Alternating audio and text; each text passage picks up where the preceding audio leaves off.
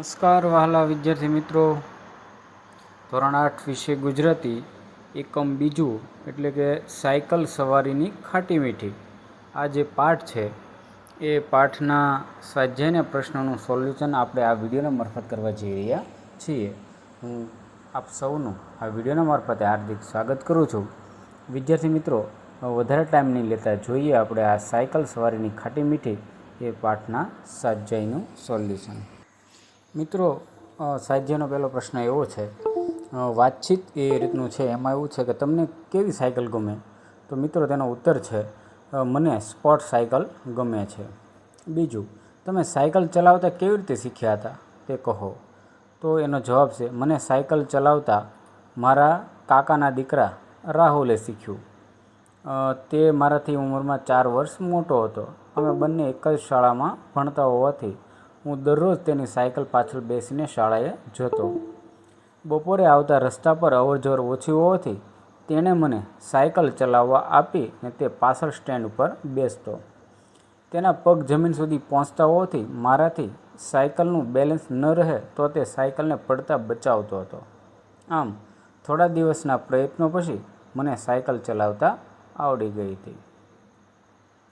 ત્રીજો પ્રશ્ન છે, તમારી સાયકલને રસ્તામાં પંચર પડ્યું હોય તો તેનું ધ્યાન રાખું છું, તમે શું કરશો? તો મારી સાયકલને રસ્તામાં પંચર પડી જાય તો હું તેને નજીકમાં આવેલ પંચર રિપેર કરી આપવાની દુકાને લઈ જાઉં. જો પંચર રિપેર કરી આપવાની દુકાન નજીક ન હોય તો સાયકલને દોરીને ઘર સુધી લઈ જાઓ. પછી સાંજે પપ્પા ઓફિસેથી આવે ત્યારે તેમની સાથે જઈને સાયકલનું પંચર બનાવડાવી લઉં. એ જ રીતનો ચોથો પ્રશ્ન છે કે સાયકલની બ્રેક ન લાગે ત્યારે સાયકલની ગતિ અટકાવવા તમે શું કરો છો? જવાબ છે કે સાયકલની બ્રેક ન લાગે ત્યારે હું સાયકલની ગતિ અટકાવવા મારા બંને પગ જમીન પર અડે તે પ્રમાણે રાખીને થોડા સમય માટે રસ્તા પર ઘસડાવા દઉં છું અને આવું કરવાથી સાયકલની ગતિ અટકી જાય છે. પાંચમો પ્રશ્ન છે મિત્રો કે સાયકલ ચલાવતી વખતે શી કાળજી લેશો?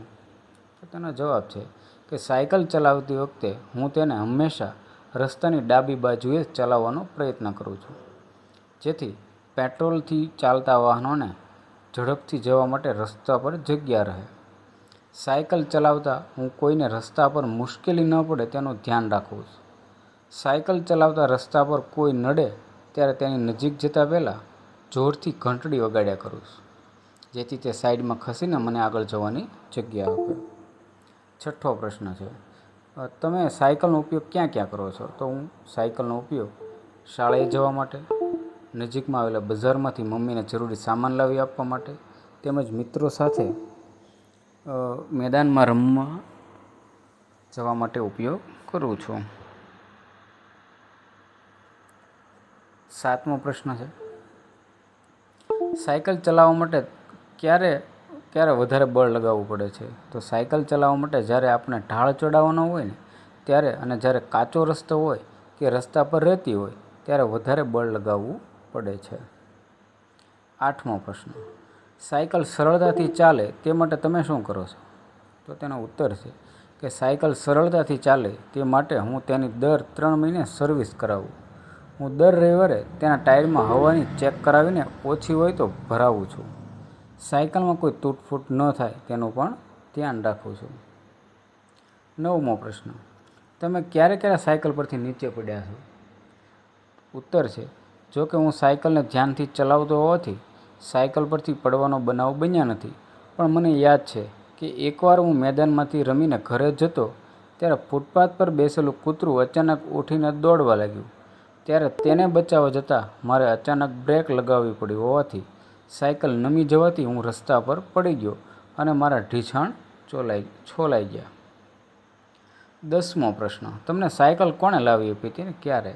તો મને સાયકલ મારા મામાએ લાવી આપી હતી. જ્યારે મારો 12મો બર્થડે હતો ત્યારે મારા મામાએ મને બર્થડેની ભેટમાં મારી પસંદગીની સાયકલ અપાવી હતી. આ ઉપરાંત તમે તમારી રીતે પણ જવાબ આપી શકો. ત્યારબાદ છે કે ઉદાહરણ મુજબ શબ્દો શોધો અને અર્થ લખો. તો મિત્રો અહીંયા ઉદાહરણ પ્રમાણેના આખા શબ્દો છે આપેલા છે. લઘુ અલગ તો છેક પડીને મનોમન. તો આ રીતે તમે આ પણ છે ખૂબ સારી રીતે લખી શકો. ત્યારબાદ છે સ્થાનિક ભાષાના શબ્દના અર્થની ધારણા કરો અને સાચા શબ્દ સામે ખરાની ટીક કરો. તો રમરમાટી, ખૂબ ઝડપી અને ચીલ ઝડપને જોશભરી, એમાંથી ચીલ ઝડપ આવે છે. બીજામાં હિંમત છે, ત્રીજામાં માટીનો ઢગલો અને ચોથામાં દિવાલ આવો છે એનો સાચો શબ્દ બને છે. પાંચમાની અંદર ટાયર ટ્યુબમાં કાણું પડવું આવો એનો જવાબ બને. અને છઠ્ઠાની અંદર છે છાબડા ઘાટનું લોઢાનું એક પાત્ર. પછી નીચેના રૂઢિપ્રયોગ માટે પાઠમાં વપરાયેલું વાક્ય શોધીને લખો અને નવું વાક્ય બનાવો. દાખલા તરીકે દગો દેવો એટલે કે છળ કપટ કરવું એટલે વિશ્વાસઘાત કરવો. પાઠનું વાક્ય છે સાયકલ ક્યારેક દગો દઈ દે, ભૂમિશન કરાવી દે, પણ ઘંટડી ભાગ્યે જ બેવફા નીવડતી હોય. અને વાક્ય આપણે બનાવવું હતો કે સંપતરાયને તેના સગા ભાઈએ દગો દઈને બધી જ સંપત્તિ લઈ લીધી. બીજું છે વાત વાતમાં વાંકું પડવું એટલે કે માઠું લાગવું. પાઠનું વાક્ય છે કે દરેક સાયકલનું એકાદ અંગ તો ખોવાયેલું જ હોય એટલે ચલાવતી વખતે વાત વાતમાં વાંકવું પડે. આપણું વાક્ય જોઈએ તો કે નીતાને તેની સાસુ સાથે વાત વાતમાં વાંકવું પડે છે. ત્રીજો શબ્દ છે બાપડું થઈ જવું એટલે કે ગરીબડું કે રાંક થઈ જવું. એનું વાક્ય જોઈએ તો કે વેર વાળવા કાંટા ધૂળમાં છુપાઈને બેઠા હોય, ક્યાંય કરતાં ટાયર ઉપર હુમલો કરે અને ભોગ અમે બનીએ. દુશ્મન ક્યાં બેઠો હોય એની ખબર ન પડે, સાયકલ બાપડી થઈ જાય. આપણું વાક્ય જોઈએ તો ધંધામાં ખૂબ મોટી ખોટ જતાં શેઠ ધનસુખલાલને હવે બાપડા થઈને રહેવું પડે છે. ચોથો શબ્દ છે વટ પડવો એટલે કે રોપ જામવું. પાઠનું વાક્ય છે કે બે હાથ હેન્ડલ પરથી લઈ લીધા પછી સાયકલ ચાલતી રહે તે જરાક મોટા થયા પછી વટ પાડવાનું એક બીજું માધ્યમ હતું. અને વાક્ય આપણું જોઈએ તો વિદેશ જઈને ખૂબ ધન કમાઈ આવેલા મિનેશભાઈનો સમાજ ભવનના દાતા તરીકે સ્નેહ મિલનમાં ખૂબ વટ પડ્યો.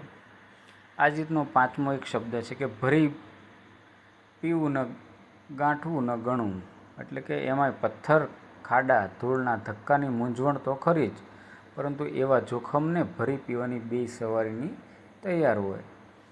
વાક્ય છે કે મારો પિતરાઈ ભાઈ પ્રિતેશ તો વ્યસન કરવામાં મારા કાકા કાકીને ભરી પી ગયો.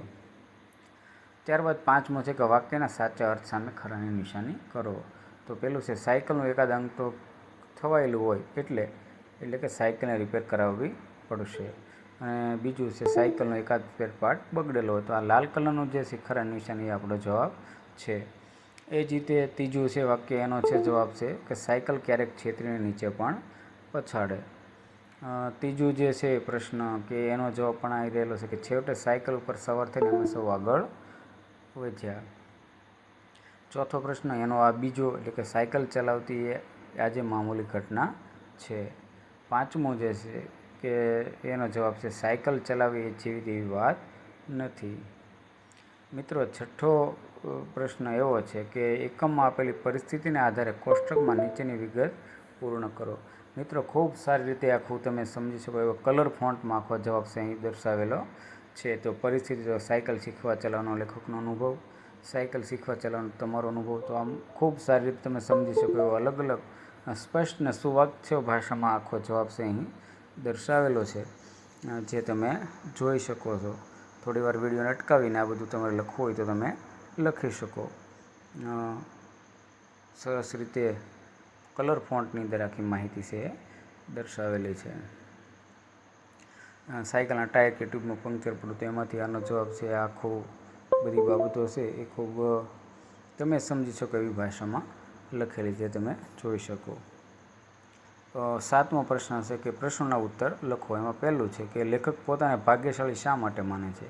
તો લેખકને તેમના મામાની સાયકલ પર આગળ બેસીને આખું ગામ ફરવા મળ્યું. તેમની ઉંમરના મિત્રોમાં તેઓ સૌપ્રથમ સાયકલની સવારી માણી હોવાથી તેઓ પોતાને ભાગ્યશાળી માને છે. એ જ રીતનો બીજો પ્રશ્ન કે લેખક માટે કયો અનુભવ ઉત્સુકતાભર્યો અને રોમાંચક હતો? તો લેખકના કેશુ મામા બપોર પછી ગયા ત્યાં સુધીમાં સ્ટેન્ડ ઉપર ઊભી કરેલી સાયકલના દાંડાને ઘંટડીને અનેકવાર અડી લીધું હતું. પેડલને અવળો આંટો ફેરવ્યો હતો. એનો આનંદ જ કંઈક અલગ હતો. પછી દિવસો સુધી સાયકલ પર બેસવાનો આનંદ, ભાઈબંધો આગળ વાગોળવાનો હતો. તે અનુભવ ઉત્સુકતાભર્યો અને રોમાંચક હતો. ત્રીજો પ્રશ્ન, લેખકને નાની સાયકલો ગમતી મીઠાઈ જેવી કેમ લાગતી હશે? તો ઉત્તર છે કે લેખકના ગામમાં સાવરકુંડલાના એક વોરાજીએ સાયકલનો સ્ટોર ખોલ્યો. તેમાં એકસાથે 10 સાયકલ મુકાઈ. આટલી બધી સાયકલોમાં 2 નાની સાયકલ હતી. આ બંને નાની સાયકલો લેખકની ઉંમરના બાળકો માટે હોવાથી તેને ગમતી મીઠાઈ જેવી લાગતી. ચોથો પ્રશ્ન, ગામડાના કાચા રસ્તા પર સાયકલ ચલાવતી વખતે લેખકને કઈ કઈ અડચણો આવી?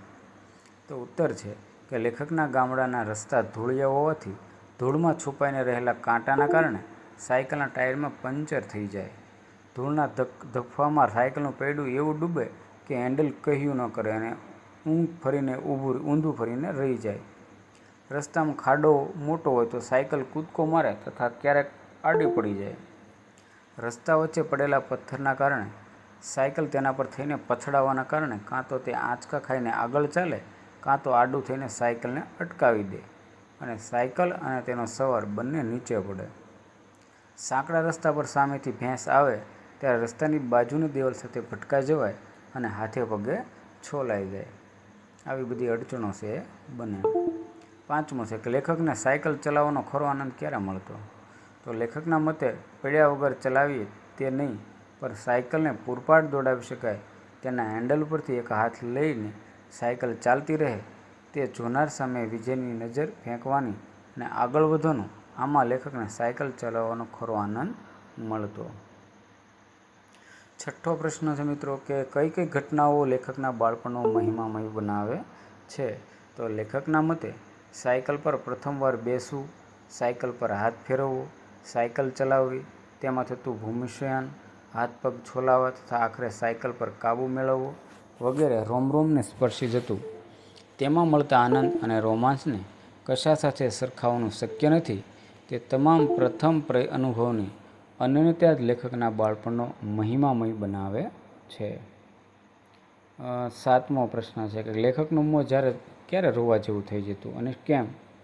તો લેખક સાયકલ ચલાવતા હોય ત્યારે બજાર વચ્ચે પડે ત્યારે તેમનું મોં રોવા જેવું થઈ જતું, કારણ કે તેમને બજાર વચ્ચે પડવાની ખૂબ શરમ આવતી.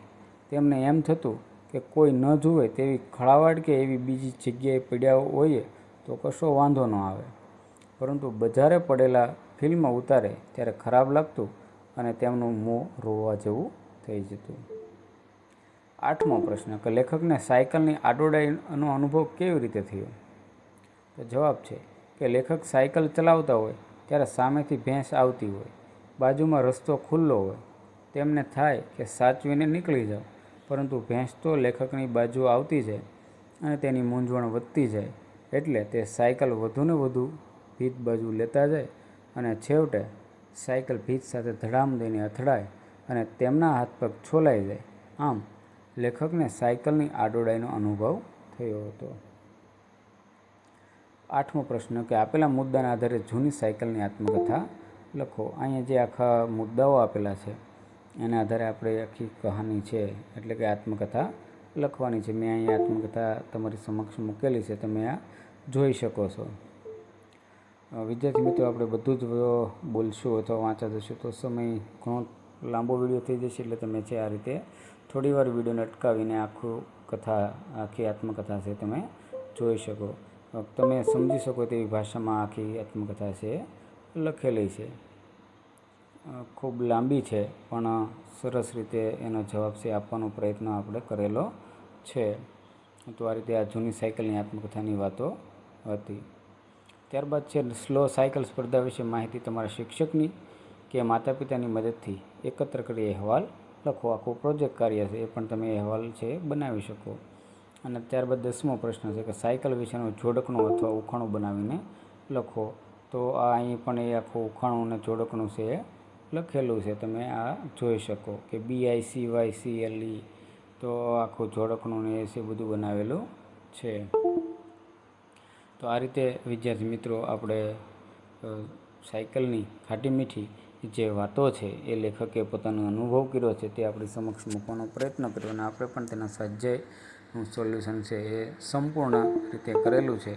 તો તમને સારું લાગે તો વિડીયોને છે એ હાઇપ્સ કરો, ચેનલ સબસ્ક્રાઈબ કરો અને આવા જ વિડીયો જોવા માટે મારી સાથે જોડાયેલા રહો. હવે મળીએ આપણે નવા જ વિડીયોમાં. ત્યાં સુધી આવજો.